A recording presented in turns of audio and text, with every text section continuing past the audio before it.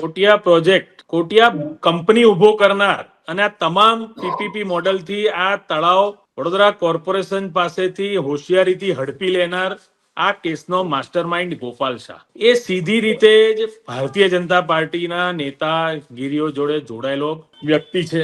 આ કેસની ચાર્જશીટ પહેલા જ્યારે પોલીસે કોર્ટમાં જે એક સોગંદનામું રજૂ કર્યું છે એમાં પણ પોલીસ પણ એવું લખેલું છે કે આરોપીઓ રાજકીય વગ ધરાવે છે. આ પ્રમાણેનું પોલીસનું પણ કોર્ટમાં સોગંદનામામાં ઉલ્લેખ છે પોલીસ દ્વારા. એટલે રાજકીય વગ ધરાવે છે એવું જો પોલીસ પણ કહેતી હોય, આપ સમજી શકો છો કે જામીન મળી જાય છે આ માસ્ટર માઇન્ડને ને તમામ કોટિયા બંધુના જેટલા બી આરોપીઓ છે બધાને જ રાજસ્થાન સુધી ફરી આવે છે જામીનની શરતોનો ભંગ કરીને. પરેશ શાહ, ગોપાલ શાહ માનનીય મુખ્યમંત્રીના કાર્યક્રમમાં આવીને બેસી જાય છે.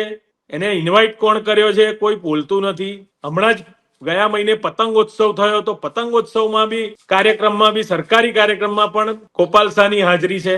આજ વડોદરા શહેરનું ભારતીય જનતા પાર્ટીનું ભવ્યથી ભવ્ય ઇમારત બની ગઈ 5 સ્ટાર હોટલ જેવી નવી. એનું ત્રીજા ચોથા માળના ઇન્ટિરિયરની જવાબદારી પણ આ ગોપાલ શાહને મળી છે.